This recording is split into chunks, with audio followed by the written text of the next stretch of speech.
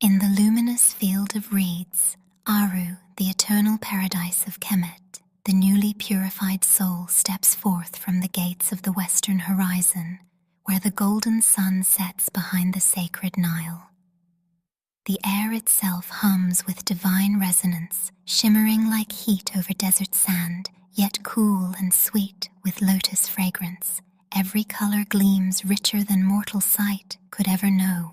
The green of the papyrus reeds glows with inner light. The sky is a vast indigo dome flecked with living stars, and the waters of the celestial Nile ripple with liquid turquoise. The Ka, Ba, and Ak, the three essences of the person, are reunited and whole once more. Clothed in radiant white linen finer than any woven by mortal hands, the soul's body gleams with golden undertones, lighter than air yet alive with strength. Each step leaves no print, only ripples of energy across the fertile divine soil. The first sound is distant singing, ancestors calling the name of their child across eternity. Their voices blend with sistrums, harps, and the gentle beat of frame drums. The rhythm is ancient, older than pyramids, vibrating through the heart like remembered heartbeat in the womb.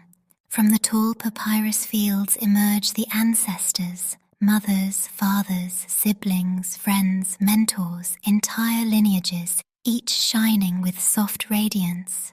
Their eyes are knowing, loving, eternal. They do not age nor wither. They appear in the fullness of their strength and beauty. Some wear the linen robes of priestesses, others the simple kilts of workers, the jeweled collars of nobles, the leopard skins of spiritual elders. They open their arms, smiling, weeping with joy. The reunion is not of words, but of energy. When the newly arrived embraces them, there is a merging of light, memory, and emotion. Lifetimes of pain dissolve. The ache of separation ends forever. Grandmothers press their glowing palms to the face of the soul and whisper blessings of protection. Fathers and uncles clasp hands in eternal brotherhood. Children who once passed before their time come running, laughing in pure light. The heart of the soul expands beyond measure, overflowing with gratitude. At the edge of the horizon, Osiris, ruler of Aru, observes with serene majesty, seated on his throne of emerald stone. Behind him stand Isis and Nephthys, their wings spanning the cosmos, and Anubis, guardian of the threshold, smiles quietly in approval. The balance of Ma'at, truth, justice, harmony, has been fulfilled. After the embrace, the ancestors lead the soul to their dwelling, a perfect mirror of the life once known, yet eternal. Fields of grain stretch endlessly, golden and heavy, ready for harvest but never decaying. Palm trees sway in gentle breezes that never scorch. The soul's own house stands waiting, rebuilt in ideal form, filled with familiar objects, yet all made of living light. There is no hunger, no thirst, for all nourishment flows from the divine. When the soul wishes to eat, fruits ripen instantly on the tree. When they wish to sail, boats of gold glide over waters that reflect the stars even by day. In the evenings, the ancestors gather in celebration, libations poured, songs lifted to Ra, to Hathor, to the Neteru who sustain eternity. The soul learns that time no longer binds them. Every moment is now, and every heartbeat is a hymn. The field of reeds is not a dream nor illusion. It is the perfected mirror of earthly life, but without pain, falsehood, or loss. It is where every tear shed in the mortal world becomes a pearl in the river's bed, where every act of love becomes immortal. Here the soul finally remembers. Death was only a doorway, and home was always waiting. When the first tears of joy subside, the ancestors lead the newly awakened soul deeper into the luminous landscape, past the golden grain fields and into the sacred villages of light that line the riverbanks of Hetepet, the eternal Nile. Here existence flows like music. Every form, tree, flower, house, even the air itself hums with quiet intelligence.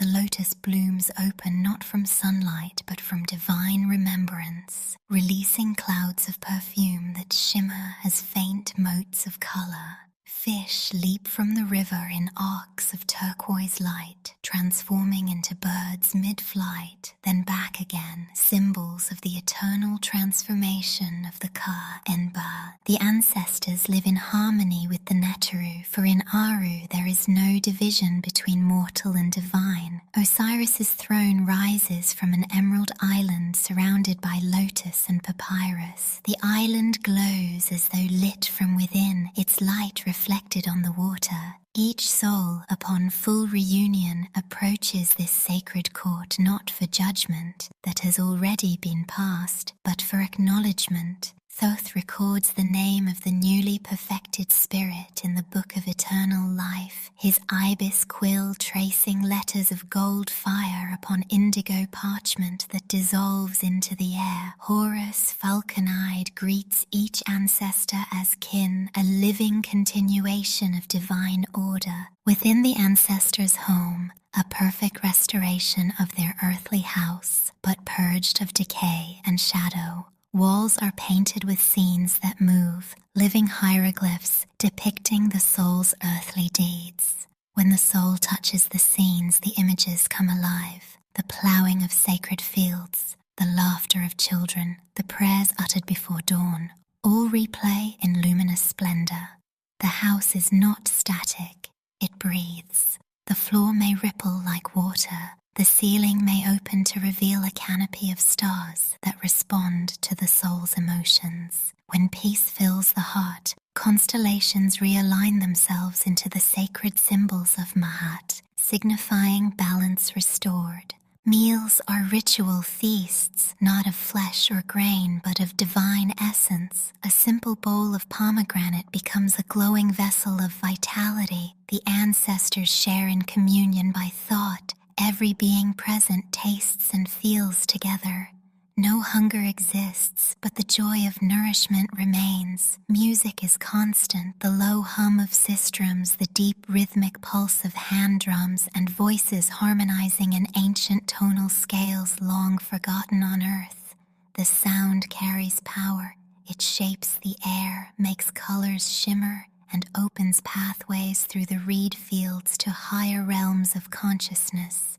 In the evenings, the ancestors assemble upon the terraces that overlook the river of stars, the celestial Nile that mirrors the Milky Way. There they tell stories, not as mortals do, but as living recreations. A single gesture from an elder can make the sky unfold the tale. Scenes of ancient battles, births, triumphs, love stories. The newly arrived soul watches as the ancestors' collective memory plays out as radiant visions across the heavens. Every lineage has its own constellation, a sacred pattern formed from the light of those who came before.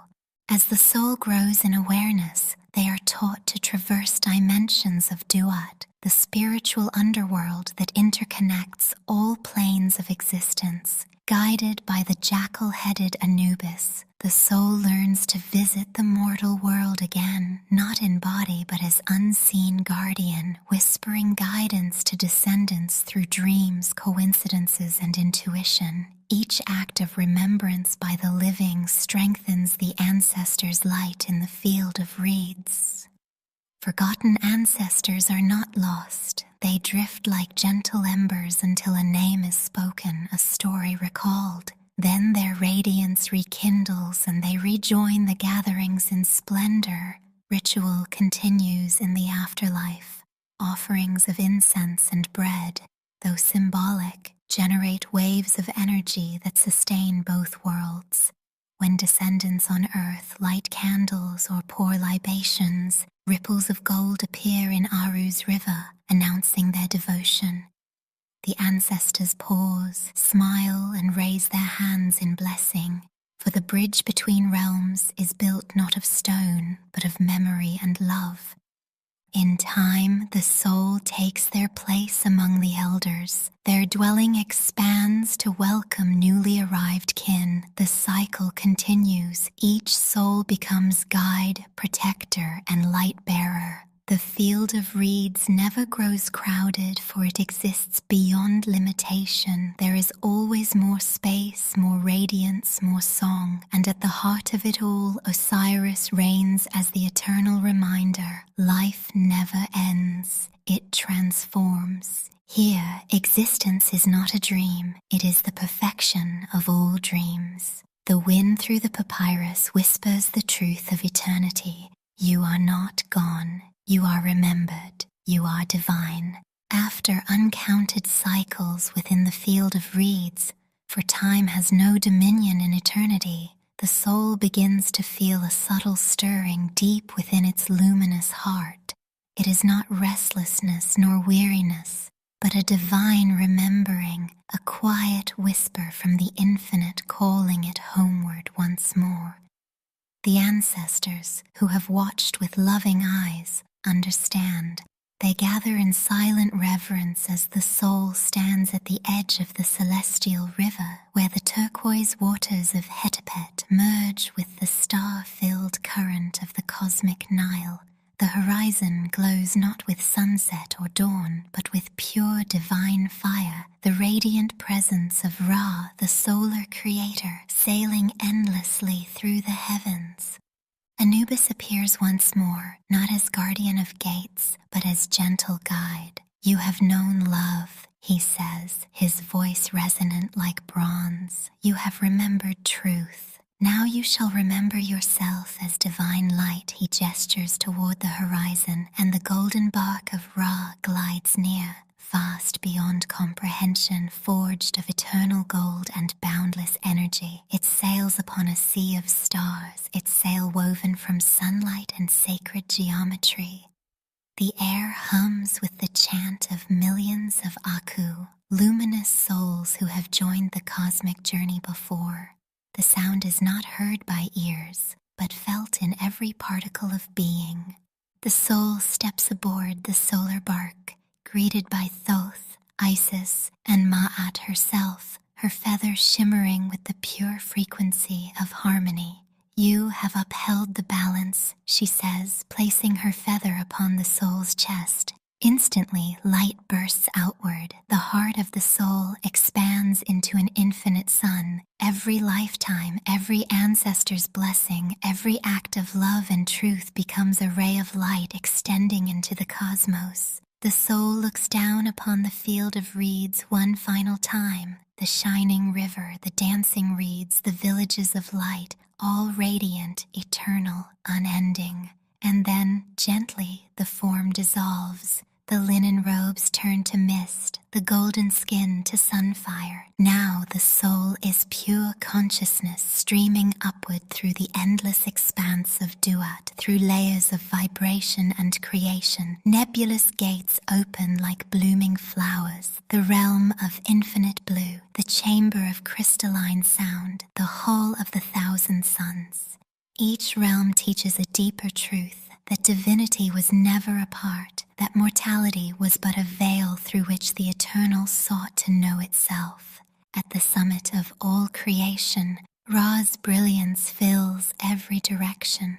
The solar god does not appear as a being, but as the pulse of existence itself, golden light that breathes. The soul, now transparent and weightless, feels no separation. You were always I, Ra whispers, and I was always you. The realization shatters all illusion. The boundaries of self dissolve like dew in morning light. The soul merges into the solar current, not as loss, but as completion.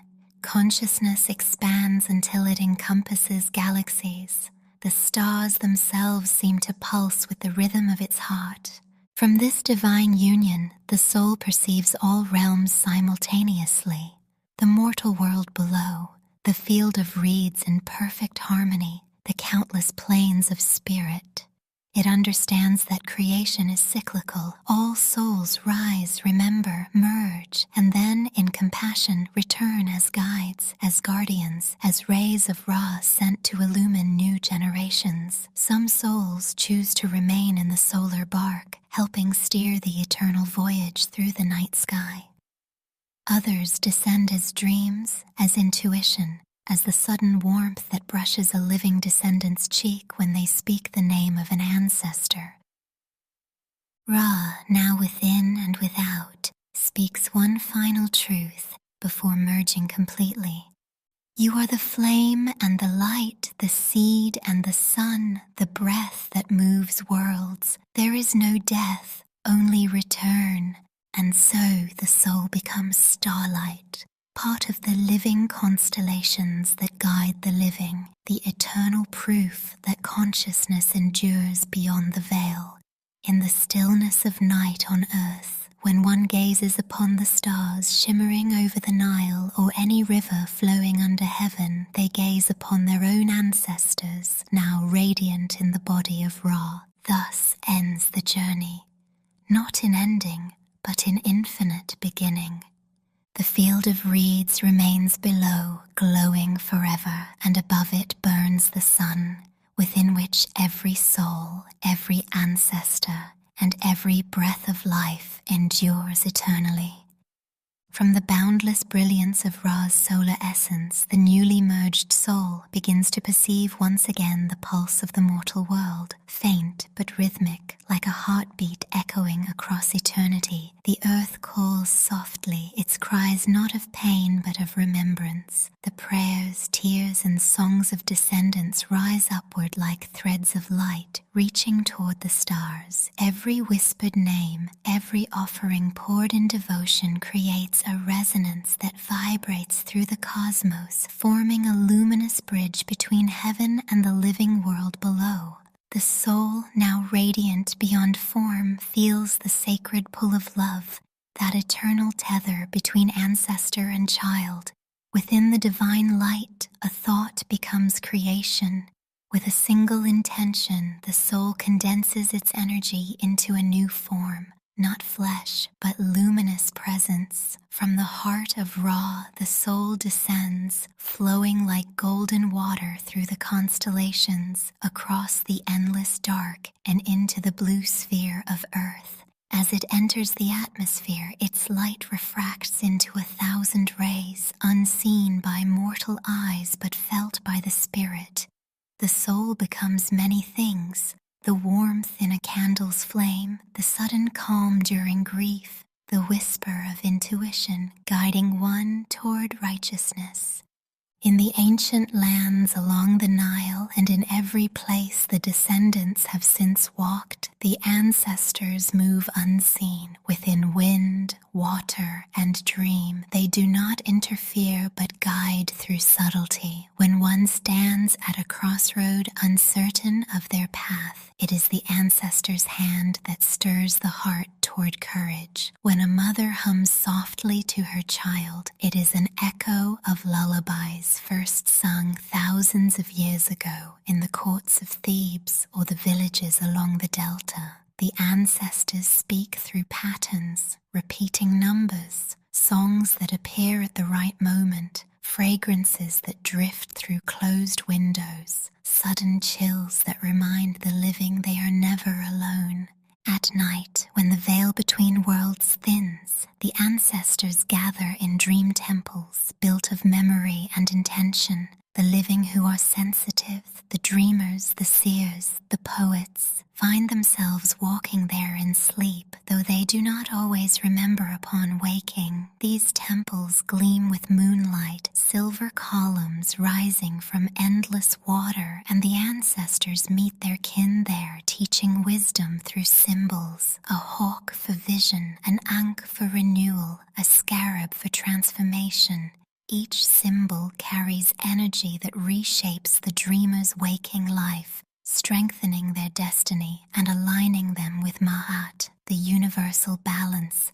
The merged soul, now one with the solar current, flows through all of this. Sometimes it appears as a shaft of sunlight upon an altar, other times as a luminous figure glimpsed in meditation. Those who are pure of heart and devoted to truth can feel its presence clearly, the electric stillness before revelation, the shiver of recognition when the unseen becomes known.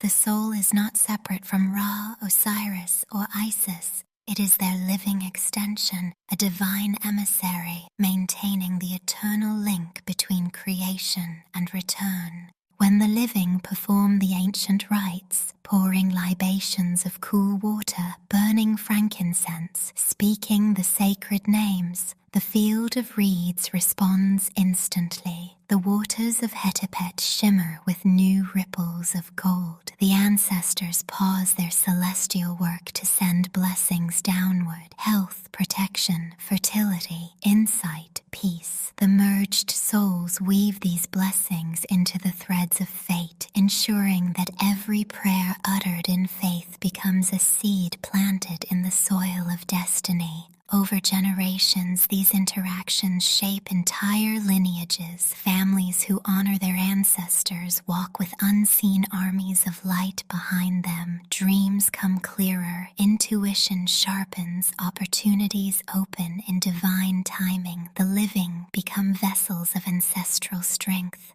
walking temples through which ancient Kemet still breathes. And when their time upon earth concludes, they too rise, guided by the same radiant beings they once called upon. The cycle continues: descent and ascent, incarnation and illumination, birth and return. The ancestors rejoice each time a new soul awakens to its divine nature, for every remembrance strengthens the collective light of the lineage. Thus, the divine current flows unbroken. The heavens above and the earth below are one continuum, bound by love, memory, and divine consciousness. The ancestors do not vanish into myth. They are alive in the rhythm of every heartbeat, in every act of compassion, in every truth spoken against injustice. For as long as one descendant remembers, the ancestors walk beside them,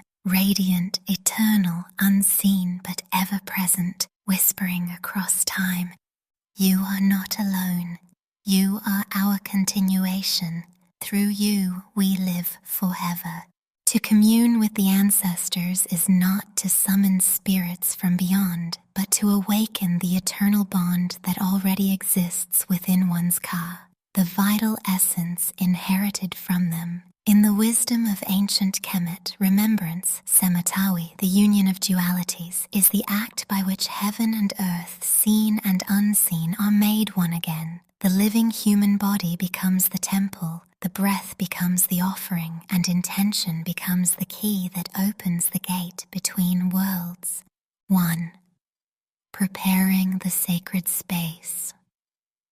The first act is purification. The initiate bathes, anointing the body with scented oils, myrrh for grounding, lotus for elevation. Clean linen garments are worn, symbolic of purity and truth. Ma'at. The sacred space is arranged facing east, toward the rising sun, to honor Ra and the cycle of rebirth.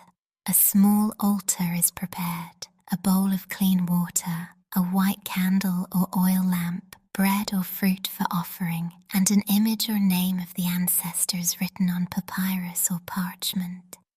Incense of frankincense or kaiphai is lit to awaken the senses and clear stagnant energy. As the smoke ascends, it mirrors the rising of the Ba, the soul bird that bridges the two worlds. Every element, water, flame, air, earth, and sound, must be present, for these are the building blocks of creation. 2.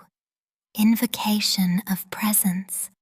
The practitioner sits or kneels before the altar and begins deep rhythmic breathing, aligning with the pulse of the heart. With each inhale, they draw in the energy of Ra, golden, luminous, infinite. With each exhale, they release all fear, grief, and distraction. When the body stills and the mind quiets, the ancient invocation is spoken aloud. O ancestors of light, whose blood and breath flow through me, dwellers in the field of reeds, radiant in the company of Osiris, Hear my call and receive my offering. May the doors between worlds open in peace. May your wisdom flow through me as the Nile through Kemet. The name of each known ancestor is then spoken slowly and clearly. The practitioner imagines each name becoming a ripple of gold upon the water bowl, expanding outward until the entire room feels alive with quiet, loving presence. 3. The offering and dialogue. The candle flame flickers higher, a sign of acceptance. The offering is lifted, symbolizing sustenance shared across realms. The practitioner may pour a few drops of water upon the earth or floor, saying, "As this water nourishes the ground, so may my remembrance nourish your light." Silence follows. In this silence, the ancestors respond, not through words but sensations. A change in temperature, a wave of emotion, a fragrance appearing from nowhere, a flicker of imagery in the mind's eye. These are the ancestral languages, and they must be received with trust, not analyzed. One may speak freely, express gratitude, seek counsel, or confess burdens. The ancestors do not judge, they illuminate. Sometimes the response comes immediately, an inner knowing, a phrase rising in thought. Other times it arrives later through dreams or synchronicities. The key is faith and repetition, for consistency opens the channel more than intensity. 4. The closing rite. When the communion feels complete, the practitioner thanks the ancestors and offers a final libation. May peace dwell between us until the next rising of the sun. May your journey through the stars be joyful, and may my life upon earth honor your memory. The candle is extinguished but not abruptly. It is gently covered to symbolize the eternal flame still burning in the unseen. The water from the bowl may be poured onto the soil of a living plant, returning the energy to the cycle of life. 5. The ongoing practice. True ancestral connection is not a single ritual but a way of living. Daily acts of truth, compassion, and integrity are continual offerings to the lineage, keeping the home clean, feeding others, speaking truth. All are forms of libation. The living becomes Hari Sasheta, keeper of divine records, maintaining the spiritual archives of the family through remembrance, storytelling, and creative expression. Dream journaling after such rites becomes a sacred practice. The ancestors often reveal guidance through symbols, a rising hawk for victory, flowing water for purification, or the presence of a specific elder smiling in radiant silence. Each message strengthens the link between planes, allowing the practitioner to embody ancestral wisdom in everyday life. 6. The ultimate realization. Through constant remembrance, the practitioner awakens to a profound truth. The ancestors are not external beings, but living consciousness within the bloodstream and the soul's blueprint. Their victories and lessons, their courage and resilience vibrate in every heartbeat. When one walks in balance with Ma'at, one becomes a living ancestor, a pillar of light bridging the worlds. And thus the cycle continues. The living honor the dead empower the living. Between them flows the river of eternity, the same sacred Nile that courses through Aru, through the heart, and through the stars themselves. When the seeker has walked the path of remembrance long enough, performing the rites, honoring Ma'at, listening in stillness, a subtle yet profound transformation begins to take place. It is not sudden, it unfolds quietly, like dawn overtaking the horizon. The body, mind, and spirit become attuned to the sacred frequencies of the ancestors and the Neteru, the divine intelligences of Kemet. The human being ceases to exist as merely flesh and thought. They become Pera, great house, a living temple through which ancestral and cosmic forces move freely. 1. The awakening of the Sekhem. At the heart of this transformation is the awakening of Sekhem, the spiritual energy that flows through all things, known to later ages as chi or prana. In the Kemetic system, Sekhem is the power of divine life force that animates the cosmos. Through years of devotion, meditation, and right action, the practitioner's Sekhem becomes purified and intensified. During ritual or meditation, they may begin to feel currents of energy rising through the spine, the Jed pillar of Osiris, a sensation of warmth, vibration, or inner light expanding within the chest. This is the Ka merging with the Ba, spirit and essence intertwined. The body may glow in subtle ways, eyes brighter, voice resonant, aura luminous. It is said that those who reach this state cause candles to flicker and animals to grow calm in their presence, for nature recognizes the restored divine balance within them. 2. The descent of the Neteru. As the ancestral current strengthens, the Neteru, Ra, Isis, Hathor, Thoth, Sekhmet, and others begin to reveal themselves not as distant deities, but as archetypal powers within the awakened consciousness. The practitioner may feel Isis in moments of compassion, Thoth in flashes of insight, Sekhmet in righteous anger that protects the weak. These are not possessions, but harmonizations, the human aligning with divine principles until they operate as one. In sacred trance, achieved through chanting, drumming, or deep breath work, the practitioner's voice may change in timbre. Ancient words may flow unbidden. These are echoes of genetic memory, the ancestral language awakening through the soul. The practitioner becomes oracle, the living mouthpiece, per medjat, of ancestral truth.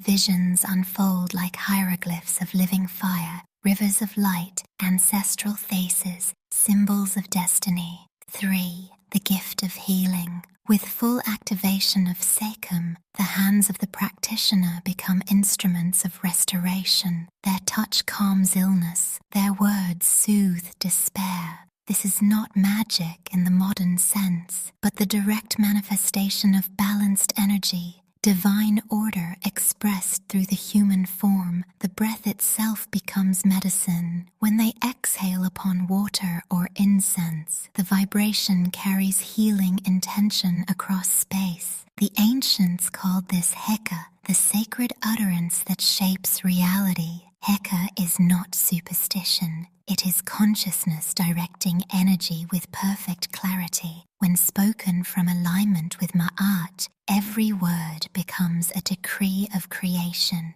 The practitioner learns to speak with care, for their voice echoes through seen and unseen worlds alike. 4. The prophetic vision. As union deepens, time begins to unfold differently. Dreams turn lucid, visions reveal events before they occur.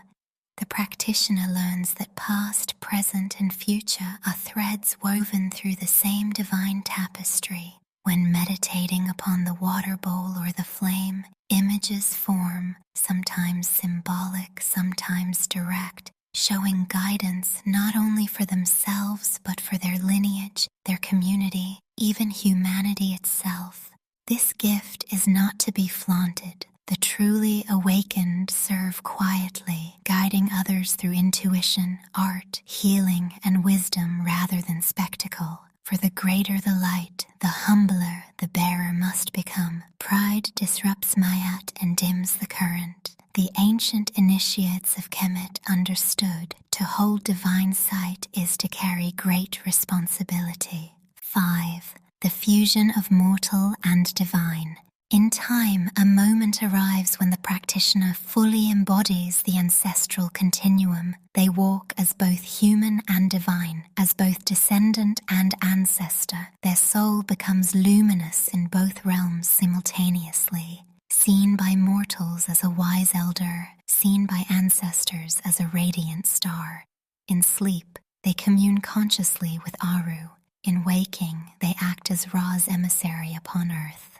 This state is called Sara, child of the sun. It is not symbolic, it is literal. The heart beats in rhythm with the sun's cycles. The aura radiates golden light. They no longer seek the ancestors. They are the ancestors made manifest again. The prayers they once whispered now emanate naturally as their very breath. 6. The return of the divine human. The ancient priests called this the highest mystery, that humankind was never meant to be separate from the gods. The temples, the rituals, the hieroglyphs were not to worship distant beings, but to remind every soul of its own divine inheritance. When the living achieve this state, they restore what was lost through forgetfulness, the memory of humanity's cosmic origin. Those who reach this stage radiate peace. The world bends gently around them, aligning toward harmony. Their presence uplifts others without words. They become walking sanctuaries, the living field of reeds carried within the human heart. 7. The final truth. In the stillness of dawn meditation, the practitioner hears once more the voice that began the journey. Ra's whisper, "You are the continuation of all that has ever been. You are my breath in motion. Go forth and create in beauty. Guard the balance. Be light for those still wandering." And so the practitioner becomes what the ancients called Ach-Iku, the luminous being, an ancestor of the future, guiding others toward their own remembrance. The circle closes, yet never ends. Every living soul carries this potential. Every breath contains the seed of divinity. To remember is to awaken. To awaken is to shine. And to shine is to become eternal. Part 7. The Sacred Sciences of Ascension, the Mystery Schools of Kemet and the Technology of Light. When the ancient priests of Kemet spoke of resurrection and ascension, they did not mean escape from the world, but mastery of its laws. The temples along the Nile were living laboratories of spirit and science, teaching initiates to refine the body into a vessel of light and to lift the mind until it resonated with the cosmic order. These teachings were called the Per Ankh, the House of Life. 1. The temple as a cosmic map. Every temple was built as a microcosm of the universe. Its outer courtyard represented the material world, its hypostyle hall the realm of transformation, and its inner sanctuary the throne of the divine self. The very measurements of the walls were tuned to sacred geometry. The triangle of 3, 4, 5 for stability, the golden ratio for harmony, the jed pillar for the spinal axis of energy. To walk through a temple was to move through the anatomy of creation, a journey from matter to spirit. By sunrise, beams of light entered narrow corridors designed to strike specific hieroglyphs carved into the stone. When sunlight touched those symbols, their frequency awakened the walls themselves, releasing vibrational tones. The initiate learned that light and sound were not separate forces, but twin expressions of the same energy, the voice of Ra. 2. The discipline of sound and breath. Training began with Heka, the sacred word. Students learned the precise intonation of divine names, vowels stretched into resonant frequencies that vibrated through bone and blood. Each Neteru possessed a tone, Ra in the solar plexus, Isis in the heart, Thoth in the throat. When chanted in sequence, these tones aligned the body's energy centers, opening the channels for Sekhem to flow freely. Breath was considered the chariot of the Ka. Long inhalations drew in the essence of Shu, the life-bearing air. Controlled exhalations released impurity. Advanced initiates could slow their breathing until they entered luminous stillness, hearing the pulse of the universe echo inside their chest. 3. the geometry of light. At higher levels, initiates studied the Medu Neta, the language of the gods, as a mathematical and vibrational system. Each glyph corresponded to a sound, color, and frequency. By tracing certain sequences upon papyrus or stone while chanting their tones, initiates generated standing waves of light perceptible to the inner eye. These geometries trained the mind to perceive reality as pattern rather than substance. They also studied the star maps etched upon temple ceilings. The priests taught that the soul travels through constellations as stations of purification, Orion as the house of Osiris, Sirius as the throne of Isis, the circumpolar stars as the domain of the imperishable Ak. Aligning temple rites with stellar positions synchronized human consciousness with cosmic order. 4. The alchemy of the body. Physical disciplines accompanied spiritual ones. Diets of figs, honey, dates, and sacred herbs cleansed the blood. Movements similar to slow dance or yoga, called Sama postures, stretched and strengthened the spine, mirroring the jed pillar's stability. Oils of lotus and blue nard were rubbed into the skin to heighten sensitivity to subtle energy. The body became not an obstacle to divinity, but its instrument. Through years of purification, the initiate's heart grew light, both figuratively and literally. When placed upon Ma'at's scale in visionary rite, it balanced perfectly against the feather of truth, proving harmony between inner and outer worlds. 5. The Chamber of Illumination. The culmination occurred in the subterranean chambers of the temple, where initiates lay within sarcophagi of granite, not for burial, but for rebirth. Sounding bowls and chants filled the darkness. Vibrations reverberated through stone, stimulating every cell until the boundaries of the body dissolved. In that silence, the initiate perceived themselves as a field of light, no separation, no death. When they emerged, eyes shone with a steady golden glow, a mark of one who had seen the sun within. 6. The science of return. Graduates of the mystery schools were not cloistered mystics. They returned to villages, courts, and farms carrying the knowledge that matter and spirit are one continuum. As architects, healers, musicians, or scribes, they encoded divine ratios into art, agriculture, and law, ensuring that everyday life mirrored cosmic harmony. The phrase carved above many temple gates summarized their creed: as above, so below, as within, so without. 7. The living legacy. Though ages have passed, the sacred sciences endure wherever a seeker studies vibration, geometry, sound, and light as expressions of consciousness. Modern physics rediscovers what Kemet knew, that energy, observation, and intention shape reality. To practice even a fragment of these arts, to chant with awareness, breathe with balance, design with harmony, is to reopen the ancient path of ascension.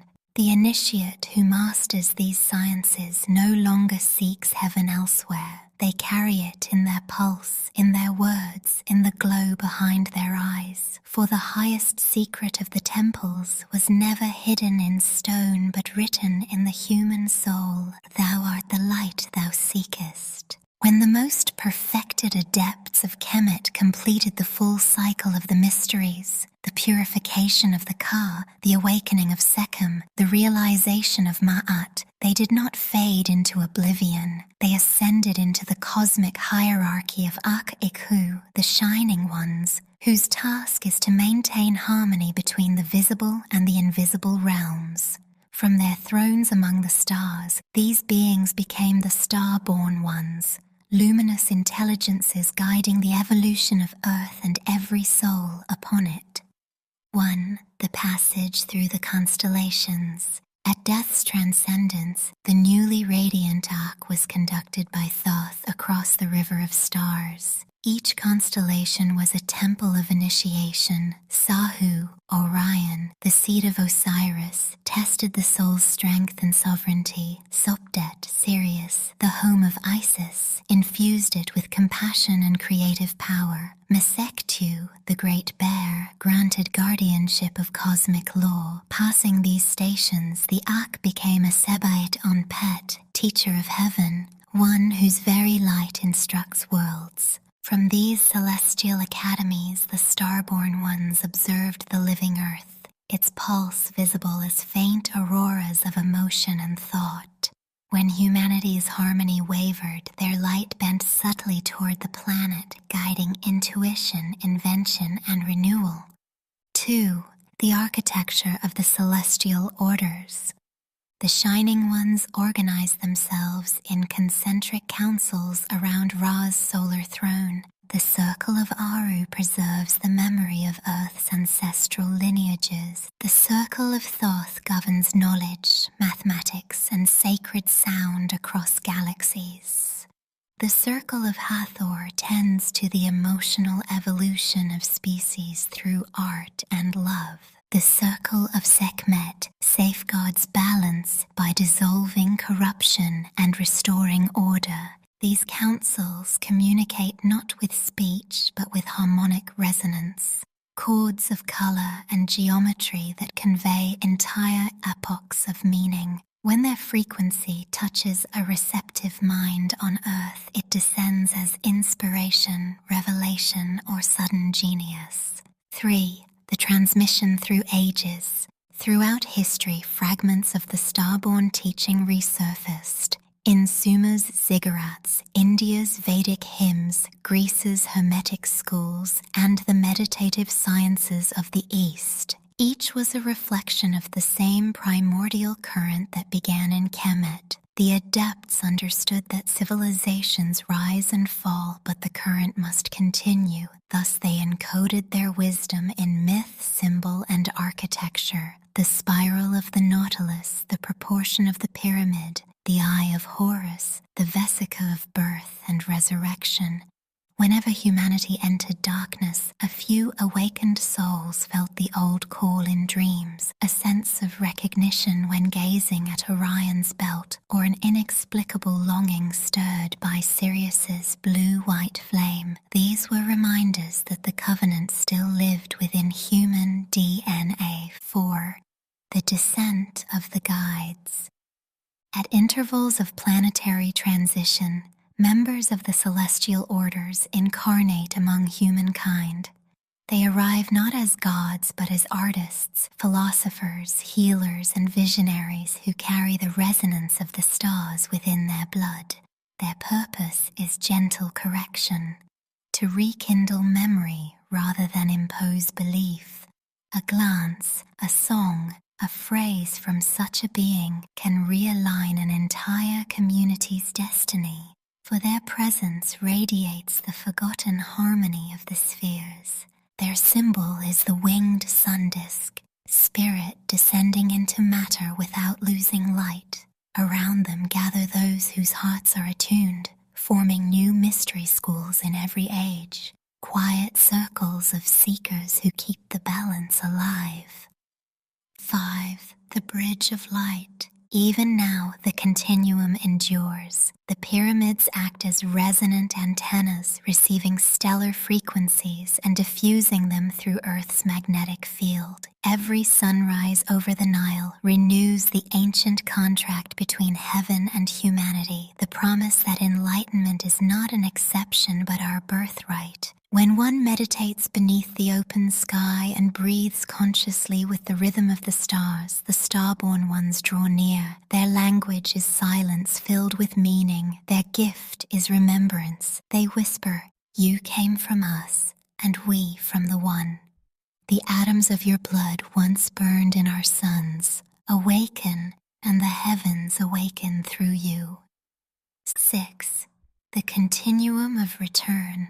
As more souls awaken to this resonance, Earth itself ascends in vibration, aligning again with the original harmonic of Ra. The cycles of descent and return merge merge into one eternal present, a luminous field where ancestors, living, and gods coexist as frequencies of a single consciousness. The lineage of Kemet thus never ended. Its temples may weather, its language fade, but its purpose, the illumination of the human soul into divine remembrance, remains undying. Every act of creation, every work of truth, every gesture of love continues the labor of the star-born ones. And so the prophecy of the ancients fulfills itself quietly in our time. When the stars within humanity remember the stars above, heaven shall walk upon earth again. The prophecy of the great return, the re-emergence of the golden age of light. When the sages of Kemet carved the final hieroglyphs upon temple walls, they also sealed within them a vision meant for a far-off age. They called it Uaset and Keperu Ra, the rising of the transformations of Ra. It foretold a time when humanity, having wandered through forgetfulness and shadow, would once again awaken to its solar nature and re-enter the rhythm of cosmic truth. 1. The cycle of forgetting. The prophecy begins with descent. Ages of materialism, conflict, and division veil the inner sun. Humanity forgets that the body is temple, that breath is prayer, that every thought shapes the world. The field of reeds becomes a memory encoded only in myth. Yet the ancients taught that even darkness is a necessary womb. The seed must be buried before it can sprout. Out of chaos, longing for light is born. 2. The awakening of the seeds of Ra. Across continents and cultures, individuals begin to feel the ancient stirring, the pulse of Sikkim in their spines, the whisper of ancestors in dreams. They experience synchronicities that defy logic. An ibis appearing on a city street, the sudden scent of myrrh where no incense burns, the call of the stars overhead. These are the signals that the great return has begun. In quiet moments they remember, I am that I am, a spark of the solar one. As thousands remember, a planetary resonance builds. The collective heart of humanity begins to beat in harmonic with the sun's electromagnetic song. 3. The reactivation of the temples of light. The prophecy speaks of hidden temples beneath sand and sea, whose chambers contain crystalline devices attuned to stellar frequencies. When human consciousness rises high enough, these instruments awaken. They release tones, not audible but vibrational, that recalibrate Earth's grid to the ancient geometry of Mahat. Mountains hum, oceans shimmer with unusual phosphorescence, auroras ripple farther toward the equator. The planet itself becomes a living temple again. 4. The union of science and spirit. In this new dawn, knowledge no longer divides. Physicists speak the language of priests. Healers understand quantum resonance. Artists create architecture that mirrors sacred proportion. Energy technology arises that draws power from harmony rather than consumption. Disease diminishes as emotional dissonance heals. Nations organize not by dominance but by contribution to planetary balance. The descendants of every culture rediscover their own threads of the original teaching, realizing that Kemet was never a single land but a state of consciousness, the memory of unity expressed through order, beauty, and compassion. 5. The return of the star-born ones. As the frequency of Earth rises, the veils thin. The star-born ones, those luminous ancestors of Part 8, become perceptible again. Some appear in dreams. Others materialize briefly in shafts of light or through inspired human forms. They do not come to rule, but to celebrate, their long vigil fulfilled. Humanity has matured into co-creator status. The line between heaven and earth dissolves. The two realms interpenetrate like breath and heartbeat. 6. the crowning of the solar child. At the center of the prophecy stands a symbol, the solar child, born not of one person but of collective awakening. This child represents the integrated human, intellect fused with intuition, masculine balanced with feminine, earth consciousness linked to stellar mind. The ancients inscribed its image as a golden youth holding the double crown of upper and lower Kemet, signifying mastery of the inner and outer worlds. When enough humans embody this archetype, the Great Return is complete. The Golden Age is not a place in time, but a vibration of consciousness that makes every place radiant. 7. The New Field of Reeds. In the fulfilled era, the field of reeds manifests upon Earth itself. Cities are gardens, technology harmonizes with ecology, children learn meditation before mathematics. Death loses its terror, for communication between planes is natural and continuous. Festivals of remembrance replace funerals. The ancestors walk openly in luminous form, teaching those still in bodies the deeper arts of creation. Every sunrise is a ceremony, every act of kindness a hymn to Ra. Humanity becomes once again a chorus of living stars, singing the universe into balance. 8. The Eternal Continuum. The prophecy ends where it began, with the sun. Ra speaks through the brilliance of dawn. My children, you have crossed the desert of forgetting. You have built anew the ladder of light. The fire within you is the same that burns within me. Guard it well, for creation continues through your hearts. The sky blushes gold. The Nile of the cosmos flows through every cell, and the Great Return becomes everlasting presence. The human species stands not above the earth, but within it, as the earth within the stars, all facets of one vast divine body. And thus the Kemetic cycle completes itself in perfection, remembrance, alignment, ascension, return, creation anew. The story of the gods was never about distant beings. It was and will forever be the story of us, the Codex of Remembrance, hymns of the eternal light. This codex was once sung at twilight upon the banks of the celestial Nile, a sacred recitation for initiates who had completed the journey through the mysteries of life, death, and rebirth. Each verse is both invocation and meditation, a reminder that every soul is a flame of Ra, and every breath a step through the field of reeds. 1. The Call of the Horizon. I rose from the clay of time, dust upon the wind of ages. The sun beheld me and said, Remember, I am not born from darkness, but from the hidden fire behind it. I walk upon the path where light and shadow are one. The Nile of eternity flows through my veins, and the voices of my ancestors murmur in its current. 2. The Field of Reeds. There is a place beyond sorrow, where the reeds sing in gold. Every name ever spoken shines there like a star on water. Mothers, fathers, beloved friends, their laughter is the music of dawn. I cross the mirror of turquoise light, and they gather me in radiant arms. No death remains, only transformation.